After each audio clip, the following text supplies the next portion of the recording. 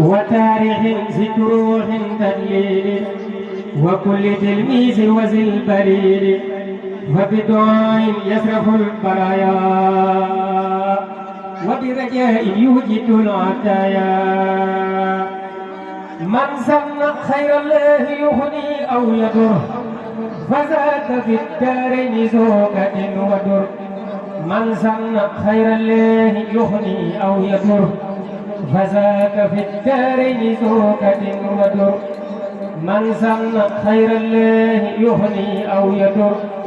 فذاك في الدارين زوجة ودر الضر والنفع من الرحمن ليس من البيدان والسودان الضر والنفع من الجبار ليس من الفجار والأبرار الضر والنفع من الوهاب ليس من الأهداء والأعداء اللهم صل على سيدنا محمد وسلم وعليكم السلام ورحمة الله تعالى وبركاته فاكم هذه الأبيات شفاء من كل داء وإذنا حسنا من مكائد جميع الأعداء يا ربي بالمصطفى المختار من مدر زفي أمته بالبدو والمهدر عليه سل بتسليم بلا عدد في آل وصحب وسنا من الدرر والأمة المصطفى ما يجر لهم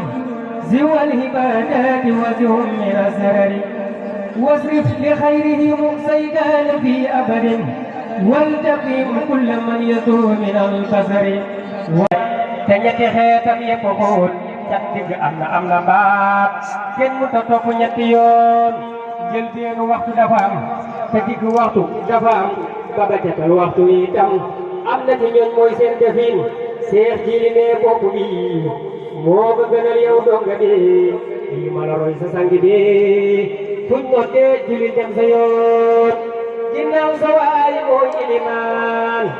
bu nee ca boppatu imaan maamum na topp ilimaan waga duuteeg bopp yoon ku ne na roy ci sëriñam seex jiili lii day mbiram ku rab wane tall mu jam te mos la mooy nag benn yoon ku ne na roy ci sëriñam seex jiili lii day mbiram ku rab wane tall mu jam te mos la mooy nag benn yoon kër gu ne daa am luñ famiin kër jiili julli leen famiin ak sunnas xayral aalamiin moo tax ñu def ko ilimaan ni mu fonkee julli xam nga ko soo ko xamul ma wax la ko ubbil sa nopp déglu ko ma wax la ni mu ko yittewoon amoon na bis muy taw di taw di taw di taw di taw di taw ba fépp taa ba ne xelu foo jógi mel